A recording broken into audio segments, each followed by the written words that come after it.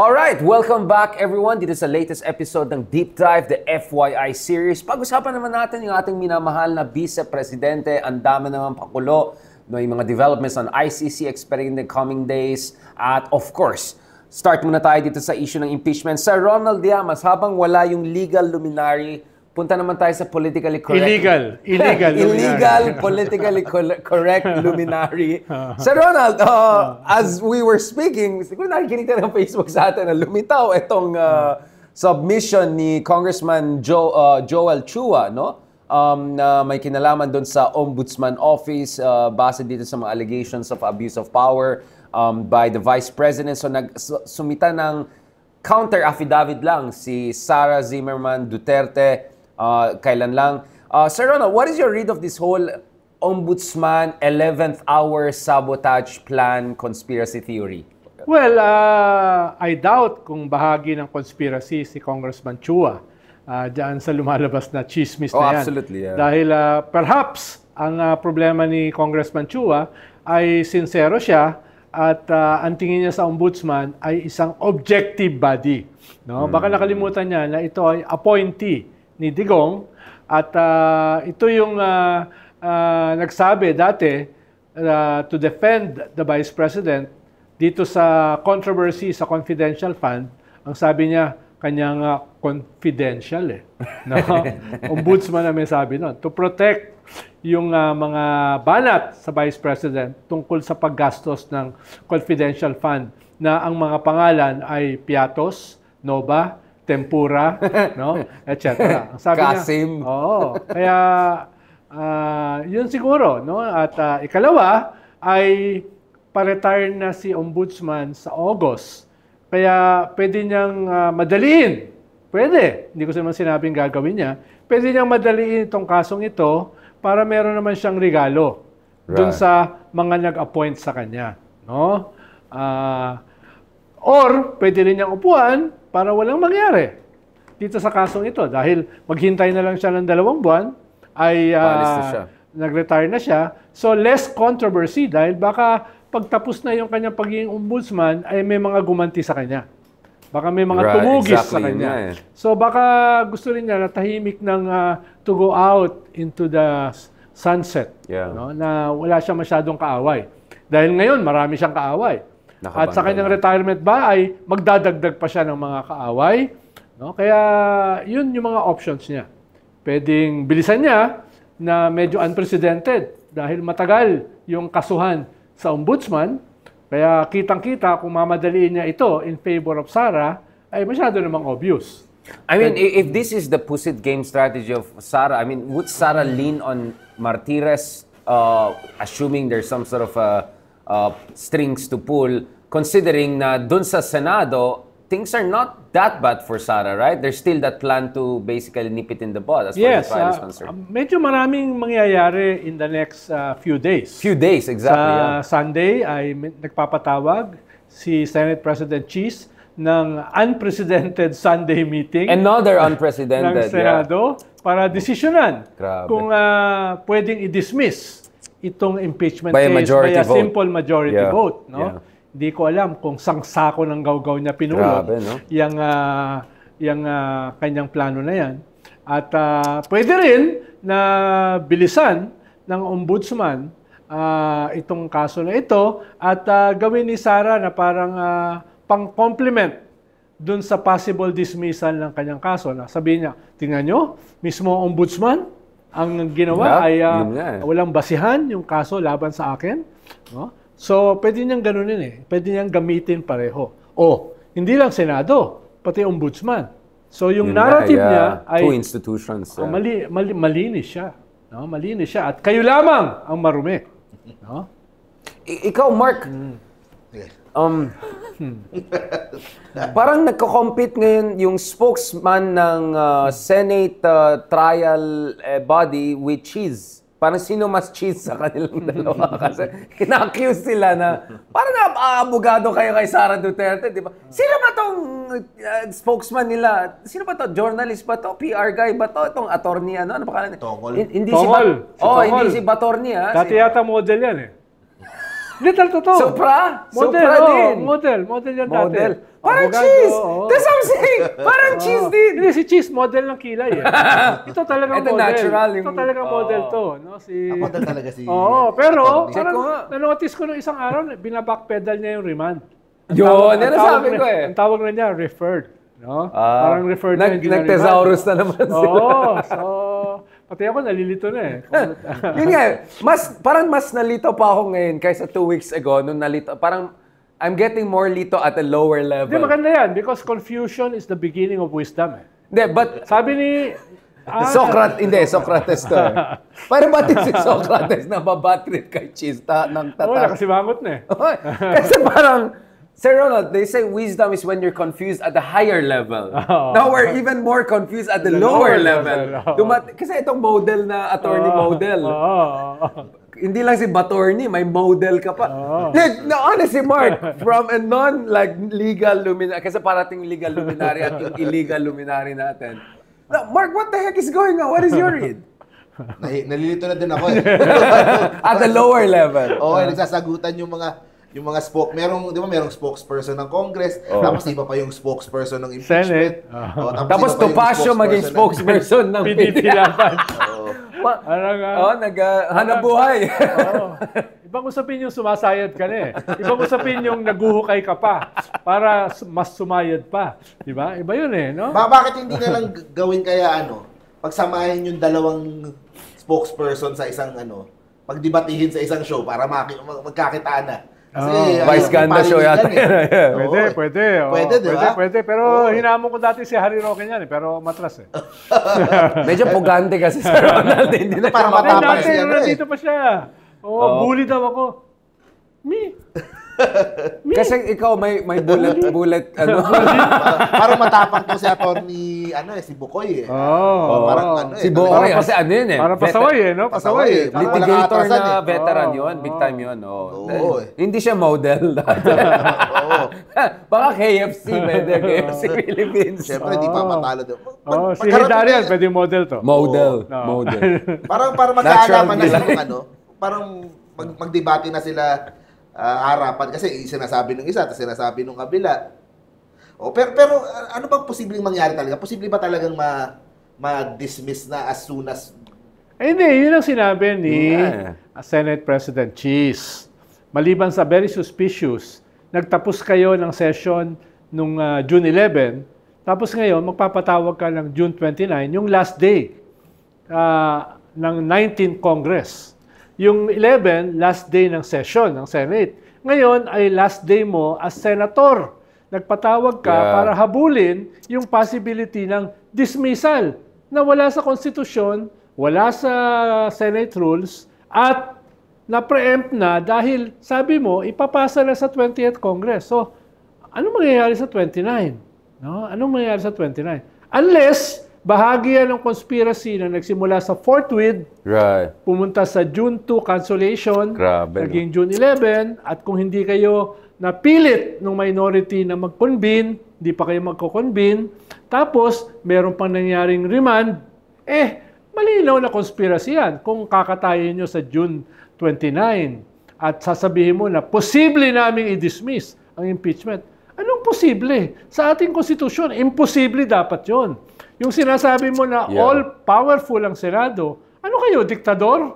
No? So, di ko alam kung saan lang gagaling ito si Senate President. Mukhang palala ng palala yung kanyang kilay.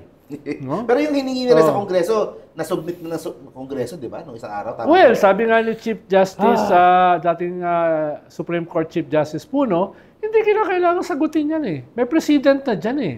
2 president na sa Supreme Court na ang sabi ng Supreme Court ay yung umabot lamang sa Justice Committee ng House at pinaadala sa Senado, yun lang ang tunay na impeachment complaint. Yung iba, naka-archive na. Kahit 100 impeachment complaint ang isampa, hindi niyan binabiolate yung 1 year complaint per year. Hindi binabiolate. Dahil kung ano lamang ang tinanggap ng Kongreso at pinadala sa Senado. At meron niyang clear precedent. Hindi mo kailangan maging abogado para maunawaan yon. Ito mga abogado eh. No? Kaya malinaw, nilalaro lang tayo, Mark. Hindi ba umiinit ang ulo mo? Kasi umiinit ang ulo ko eh. No, honestly, I mean, are we heading towards a constitutional crisis na naman or some sort of Well, binanggit yan nung spokesperson ng Senate, si Model. Si Model, no? Si Tonggol, no? Na papunta lang constitutional crisis. Kung hindi daw sasagutin ng House yung remand. House na naman may Pero kasalanan. nung pin-down ko siya doon sa salita niyang constitutional crisis, binawi niya. Binawi niya. Paano, hindi ganun ka-light ang constitutional crisis. No? Pag sinabi mong constitutional crisis, may ibig sabihin yan. No? Ngayon, nag-soften na sila. Hindi naman siya remand, referral lang. No? Which means na hindi pupunta sa constitutional crisis just in case hindi sinagot ng House. Pero gumawa na ng resolution ng House more than a week ago, na parang sinasabi nila, constitutional at saka legal yung aming ginawa sa impeachment na nirefer namin sa Senate. No? Whether yan ay kinakailangan i-transmit bilang sagot sa remand is another thing. Pero may ginawa na sila na clearly nililinaw nila constitutional yung aming ginawa. At meron itong precedent. Meron itong jurisprudence.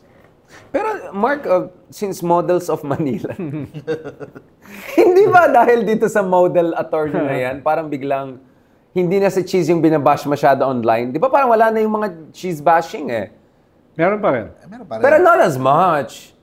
Hindi, kung meron pa rin sa RRM. Hindi, kaya nga tayo na lang nagpapabuhay ng... Kanina, meron kay Kristan. Pag puro abogado, pag puro medyo nag-name drop talaga, no? Wag lang Christian. Di ba? Bukas yun. Bukas.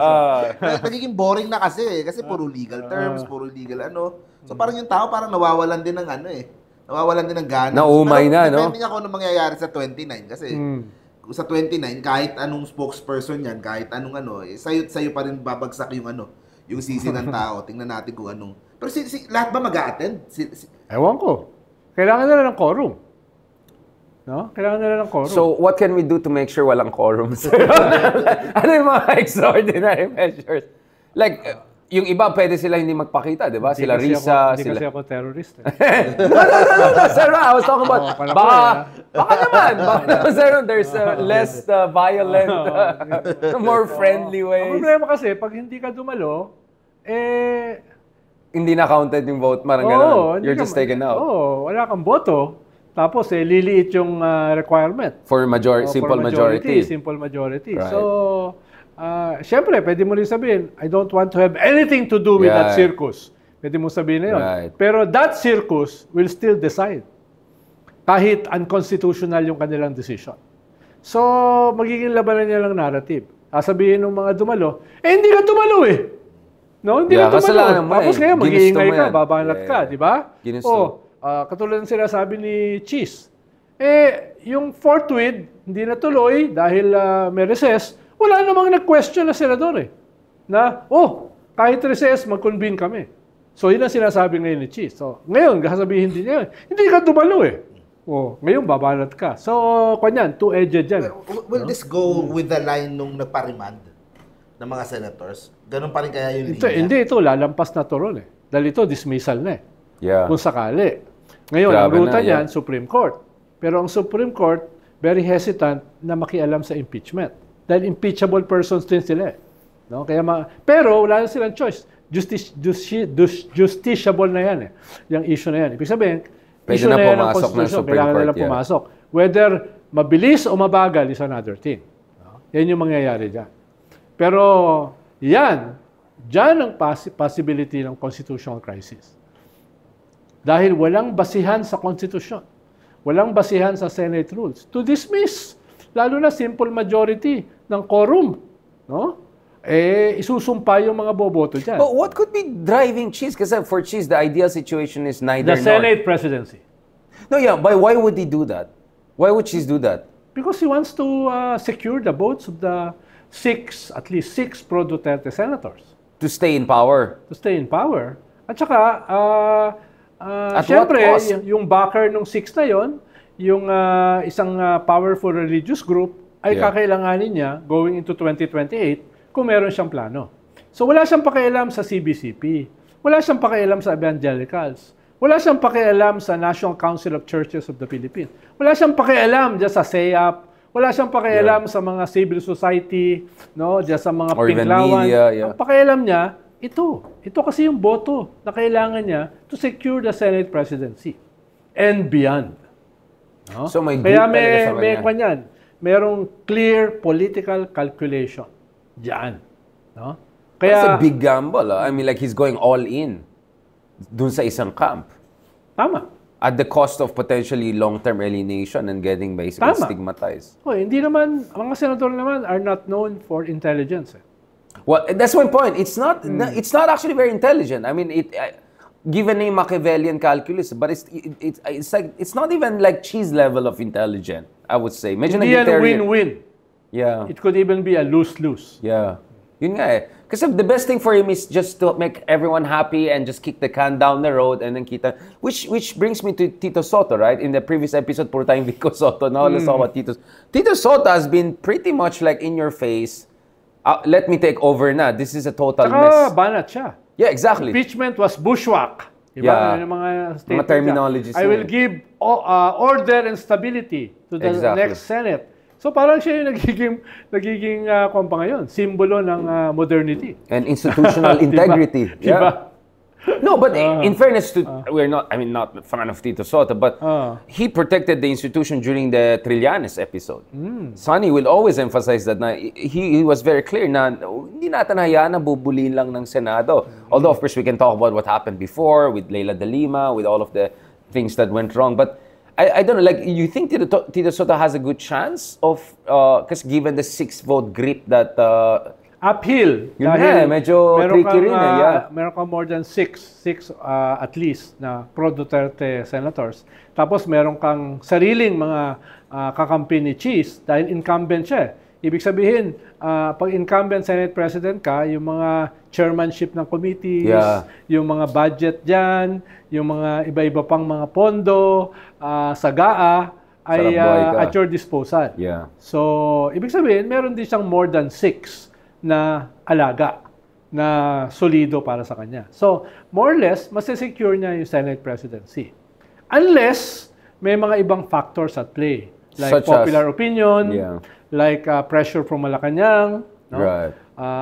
Yun naman yung counter-pressure. My understanding is that BBM is now a little bit more comfortable with the idea of the impeachment than before. Yes, pero siyempre, yung personality... Talagang every time I say BBM, may pero ka, no? Yung Sir? personality din kasi ni BBM, pwede yan mag-sway. Yeah. Hindi naman yan katulad ni Richard. Or, pag ito ang posisyon, ito na. No, ganyan. Kami kasi ni BBM, kami, very flexible. si Mark yung pinakamabait sa atin. Para kaming bamboo na nagsiswing with the wind, no? Yung ganyan. Bam, as in bam. Okay. Akala ko may ano. Sir Ronald, going back to bamboo, going back to these alignments within the Senate before you leave us for more important and greater things. No, Sir Ronald, so what are the scenarios we're looking at in terms of Senate now if by Sunday hindi mangyari If I were the Duterte, right, I will do everything, anything, para hindi masimulan yung impeachment. Dahil kahit ang tingin mo, lamang ka sa botohan para in favor of acquittal sa dulo, hindi mahalaga yung dulo, ang mahalaga yung simula. Kung ito ay masisimulan at mabubuksan, papasok ang mga ebidensya. Bubuksan ang iyong mga bank accounts ng akusado. Magte-testify yung mga nasa ICC. Ang tawag sa iyo, Reyna ng Tokhang. Lalabas yung mga COA disallowance na sa DepEd at saka sa Office of the Vice President. Maraming lalabas ng mga ebidensya. No? Baka magsalita pa yung militar na nagdala ng 120 million na inubos in 11 days. Somebody nila yan. Huwag mong kalimutan, hindi pa nagte-testify yon yung mga militar na. Yeah, so maraming lalabas dito eh. Kaya hanggat maaari, inipindabad mo na. Dahil mismo yung mga senador na swing, na ayaw bumoto either way, ay gugustuhin na wag magsimula. Para hindi sila malagay sa spot. Naboboto sila na may negative at saka positive. No? Baka maging ano sila, yung 11 na nag-protect kay ERAP and nawala na sa Excel. Yes. So, posible na yung mga Duterte at yung mga swing mag-unite para mapigilan ang impeachment para hindi sila malagay sa spot na sila ay kinakailangang bumoto. Kaya hindi ako magugulat na yung 29, meron talaga mga nagpaplano. Sana hindi. No? Sana hindi. Pero mukhang after nung fourth with, after nung postponement ng June 2 to June 11, after nung remand, season finale na. Oo, season finale na. No? Pero yung telenovela sa Pilipinas, talong Netflix Saka Amazon Prime, saka... And last point, I mean, what about the Tulfos? What is your read of Tulfos? Because some people were wondering, like, why did Raffy Tulfo vote along certain lines? Some were saying, hindi siya komportable parang with the vote he made. And then, at the same time, you have Erwin Tulfo also strongly pushing for the trial to happen. Tingin ko, yung mga Tulfo, mga kanyan at this point, sila ay mga independent pero pro-administration. So, they won't go against City Hall. Right. No? Kaya, ang crucial sa mga Tulfo ay, ano ba ang desisyon ng Malacanang dito? Sa dulo, yun yung kanilang ifa-factor in. No? Ifa-factor in. Perhaps, dun sa nangyari nung June 10, ang pag-factor in nila ay itong gusto ng Malacanang. Pero sabi mo nga, nagbabago ang posisyon ng Malacanang. Yeah. No? So ngayon, ano ba ang posisyon ng Malacanang? I think the Tulfos ay mas doon yung pagkiling. No? At siyempre, incumbent din naman si Raffy Tulfo, ay nagde-defer siya sa Senate President. No? Pero all that can change overnight. No? Ang problema kasi dahil with weak institutions sa Pilipinas, anything can happen. Anything can happen. Yun yung manifestation ng ating weakness. Wala namang party lines dito Wala namang political considerations dito or ideological consideration. It's all about political calculation. Last word, sorry, there was a misunderstanding with Justice Carr because I wanted him also on my TV show. I think he had the misunderstanding. So let's also discuss very quickly the ICC aspect of this issue. I don't know, Mark, what is your read dun sa... Kasi yung interim release, parang pinapalabas ng mga Duterte na done and dusted. Apparently, hindi. Kaya sobrang swift yung reaction ng prosecutors. Ikaw, what is your read of public opinion on the interim release issue? Was this something that you think landed with people? You think that this makes the Dutertes look better or look bad? Para sa mga diehard siguro, parang nagbibigay sila ng false hopes para to keep this myth. That's what they will do for the next how many years going to 2028 They will try to look for mga issues na to give hope sa mga tao, para to keep their base energized and ano. Pero kasi parang mas maingay pa yung yung awayan ng mga girls doon sa dahig. Parang mas maingay pa yung kaysa dito sa kung saan... Elaborate mga Mark. Ano ibig sabihin mong away ng mga girls sa dahig? Parang hindi ko alam, mga girlfriends. I look completely... On one side, sila Sarah, plus yung isang very close girlfriend, na dating media, magkakampi. At on the other side, sila Hanilet, at yung ibang mga supporters ni Hanilet, nagbubungguan yan. Hindi ko sinasabi na may kinalaman dyan ng mana. No? Hindi ako ganun ka-chismoso. Mas maingay yun yun lang mas kanya very public, very open, at very, sabihin ko sana, very malicious. Yung mga atake, no? Very self-interested. Yun yung matindi, di ba, Mark? Pero kasi may halong Yan ang gustong panoorin, mga telenovela ng mga Pinoy. Hindi yung mga geopolitical analysis ni Richard Heydarian. Pero yung mga sayaw ni Heydarian na budot. But speaking of this, I mean, I think mas matindi yung sinabi ni Sarah na hindi niya kailangan ng taxpayers' money sa kanyang mga travels. Saan galing pera, Sir Ronald, if not... Well, dahil sabi ni Ombudsman Martires, hindi pwedeng ilabas ang SALN mo hanggat walang permiso mo, which defeats the purpose of a SALN, hindi natin malalaman yan unless mag-proceed na yung impeachment o yung criminal cases laban sa kanya. Pwede nang buksan ang SALN. No? Kaya hanggang... I'm sure hindi niya i-volunteer kung saan ang galing yan at this point. No? Pero questionable yun dahil bumabiyahe ka 4-5 times a month labas ng bansa, may entourage ka na kasama, tutuloy ka sa mga hotel. Yeah. Ang sabi ng tatay mo ay wala siyang pera para bumiyahe from Davao to Manila.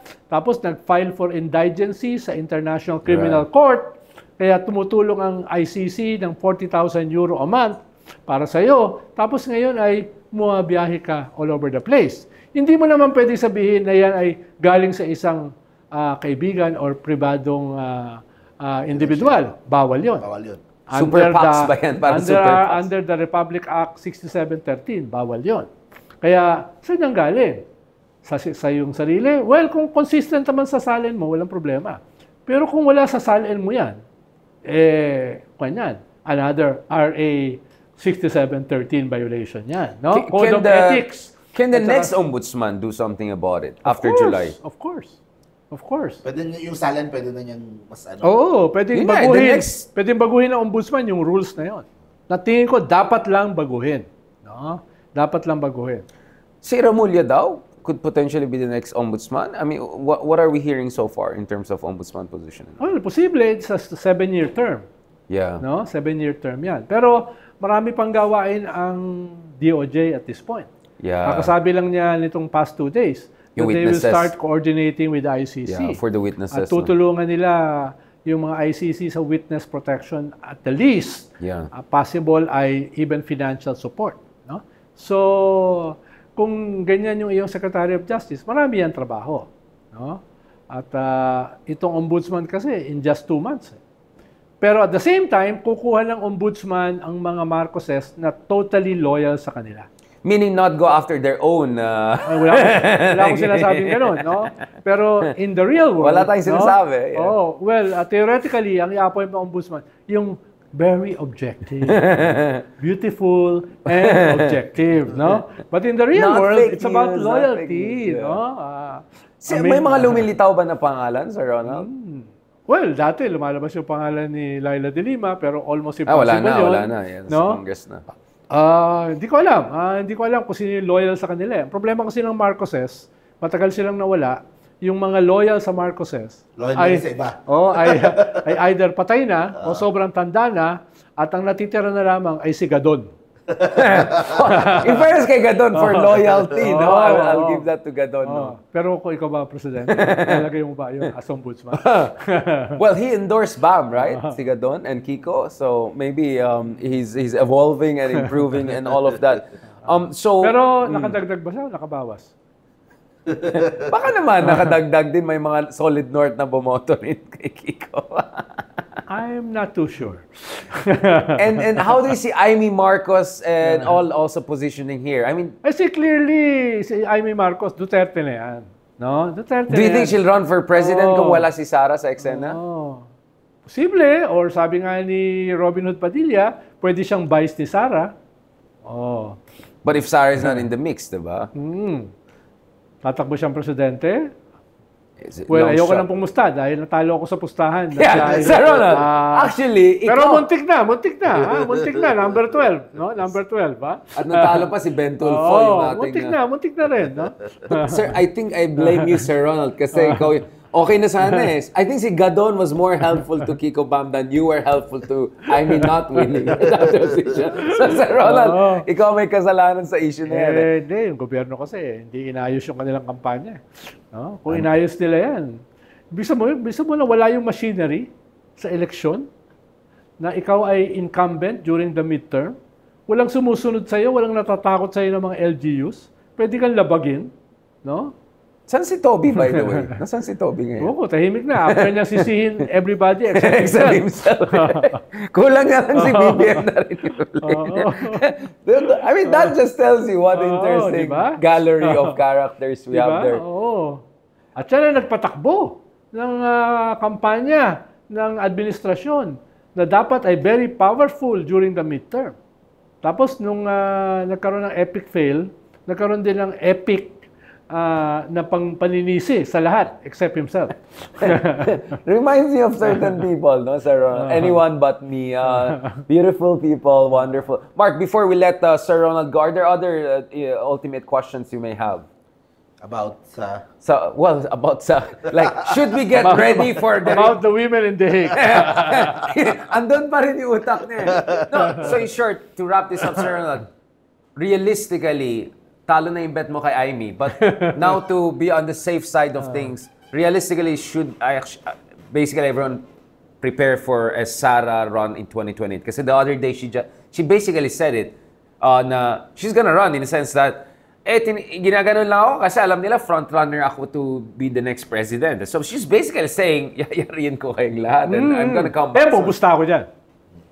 Nayayarin niya lahat. Na hindi siya mananalo. Eto, kay Sara. Kay Sara, 2020. Pupusta ako dyan. All in! Parang kinakabahan ako. Whenever sure siya na hindi uwi si Dindigong from Hong Kong, hindi manalo si Amy. Sir Ronald, kinakabahan na ako. May All in, no? No. Mag-caveat ka naman ako. Kinakabahan na ako. Hindi, pag pumupusta kasi ako ng ganyan, nangyayari. Yung kabila. Mananal, yung positive pusta. Tsaka mas madaling pumusta yan dahil kung sakali matalo ako sa pustahan, hindi nyo na ako makikita sa Yan ang problema, parang, wait lang, nasaan si Sir Ronald? Off the radar na siya. Magiging ano ka rin, parang pugante ka rin. Problema na yung kwan. Problema na yung mga maliningin sa akin. Nasa Hague na siya. No, Mark, kamusta si Daddy, Mark? Si Daddy, wala tayong update kay Daddy. Mukhang talaga rejected na talaga asylum ni Daddy. Hindi ko nasusundan. Nasaan na ba siya? How dare you not? Porkit wala na siya. Fake news daw. Fake news na na-reject yung kanyang asylum. Wala. Hopeless case. Anong mangyayari kay Harry? I mean, manggugulo lang siya. Hindi na nga siya tinanggap. Hindi na siya kinuha as defense lawyer ni Digong. After years na sinasabi niya na siya lamang ang pwede mag-defend kay Digong sa ICC. No? Nireject siya nung mga pamilya. No? Tapos ngayon ay kasama siya dito sa away ng mga babae sa The Hague. No? Wait. What do you mean? What do you mean? Kasama sa away? Wala naman. Tapos ngayon, puro fake news daw ang banat sa kanya. No? Magulat na lang tayo isang araw, biglang nandun na yung yung sa Interpol and sa sabi naman kasi ni Harry Roque, haharapin niya lahat ng kaso sa kanya. Ang tunay na lalaki, sabi niya, harap. Yun. Ang tunay na lalaki, haharapin lahat ng kaso sa kanya. Kaya, who knows, baka mamaya ay nandito na siya. Hinaharap ang kanyang mga kaso. Baka mag-exchange program sila ni Bato once lumabas yung warrant. Si Bato talaga, he's still around. He's Batorni. He's number 3 nga sa Senate. Almost two. Konti na lang ang... Yung tanong ko, kung sakaling lumabas yung ICC ni Bato, will the Marcos administration still have the same appetite to... Dalawa yan Yung decision ng Supreme Court, kung hindi na kinakailangan sa local court, kung diretso na katulad ni Digong sa Interpol at saka sa The Hague. Yun yung Supreme Court nakasalang niya ngayon. Ikalawa, yung Senate. Yung Senate kasi pwedeng protektahan ka while in session. Kung kakampi mo yung Senate President. Diba? So yun yung dalawang mahalaga dyan. Kailan lalabas yung international warrant? Ano yung decision ng Supreme Court tungkol dyan? At ano yung... How about yung ni Malacanang na tuluyan si Bato or si Bato? Kasi the political fallout din na... Well, tingin ko sa Malacanang, sa balance sheet, mas mapabor sila dyan dahil nga... For Bato to be arrested. Dahil mababawasan yung... vote. Yung kakampi ng mga Duterte sa Senado. Ikalawa, katulad ng ginawa nila this past 2 days, publicly sinabi na sila, magko-coordinate kami sa ICC. Yeah. Ibig sabihin, meron silang desisyon na tutuloy-tuloy na namin to. Ikatlo, baka yung fallout dun sa nangyari kay Digong ay different dito kay Bato. Dahil yung kay Digong kasi talagang icon yan, sekta yan, kulto yan no? Cardboard. Si Bato, iba naman parang lang siya kakampi. No? Kaya yung fallout may be different. At ikaapat, baka natuto na yung gobyerno how to weaponize yung mga nasa arsenal nila against the Duterte. Baka. No? Halimbawa, hindi nila na-weaponize yung West Philippine Sea. Correct. Hindi nila na-weaponize yung crimes against humanity. Hindi nila na-weaponize yung corruption at saka parmali. Diba? So, it was an election for them to lose. yung midterm. That's why, Sir Ronald, you're optimistic Sara won't win because you think they'll take too much damage before the 2028 na. Well, una ay marirealize na nila after the midterm, this is an existential battle. Kung hindi pa nila na-realize. Ikalawa, this is geopolitical. Ibig sabihin, yung mga allies ng gobyerno at ng mga Duterte will push the envelope para madurog yung kanilang mga kandidato. China will push para madurog ang mga Marcos. The Americans will push para madurog ang mga Duterte. So, this doesn't exist in a vacuum. No? Kasama tayo sa isang geopolitical battle dito. So, there will be a lot of players going into 2028. Hindi kami kasama dahil kami nanonood lamang. Yung mga... We're preparing na mag-exile. Yung mga heckler nanonood lang hindi sumasama dyan. No? Thank you so much, Sir Ronald, on that fantastic, very politically correct, illegal luminary analysis for our special episode. Catch us again next week. Hopefully, mukhang may misunderstanding with Justice Carp because I thought he thought dun sa TV show program ko, not this one. So anyway, I pushed that to next week. Hopefully, we'll have Justice Carp next time para with also Admiral Ong. We'll do the big three naman, Sir Ronald, together soon. Pero maganda na makapagsalita siya before the Sunday session ng Senate. Kaya sayang, kung makikita or baka he can make a... Or during the morning of Sunday, no, habang nangyayari yung Senate, maganda mag-live tayo, ganun. Sige, kausapin ko dyan. Baka doon tayo sa bahay ni Justice. Yeah, maganda yun. Let's do that. Let's do that. Okay, I'll talk to Justice about that. Dahil parang nung arrest ni Digong. Ano oras habang pa yun? ina-arrest ni Digong, nandito tayo. Oh, yeah. Diba? Alam mo yung press conference natin. Press conference talaga, no? Slash victory tapos party. Yung una, sinasabi pa ni Justice Carpio, yung legal aspect, di ba? Eventually, sabi niya, ay, kay Ronald na yan. That's political. Tapos sabi ko nga, rendition, extraordinary rendition, ginamit pa nila dun sa ICC, di ba? I mean, tuloy naging kidnap na siya. I mean, kidnap on that very, we can do that. Anong oras daw, yung sa Sunday? Siguro, hindi naman maaga yon yung sa Senate. Siguro, baka 4 p.m. Before lunch. Before lunch. Or after lunch. Hindi yan sigurado. Sige, message ko na lang si Justice Carpio on that. Pero maganda yun na habang nangyayari, nandito tayo ulit. Actually, we can do a live commentary on that. On that note, thank you very much. Baka Dan, pwede ka sumama if ever na mag-live commentary na that. We'll do something about that. So, abangan nyo in the coming days, tignan natin yung gagawin ng Senado at saka yung pwedeng gagawin sa Senado kung gagawin nila yung gusto nilang gawin. Tama. On that note, thank you very much. And don't forget about Ronald Llamas bet na hindi mananalo si Sara Duterte sa 2028. Pakibanta yung kanyang travel catalog right after election 2028. Mark, bantay tayo sa NAIA. Sisingilin natin just in case. Just in case. Di ba kasama na din ako? Oh. And of course, this is a joint production with Models of Manila. Since marami tayong models pinakausap. Models, dalawang model. Kilay model.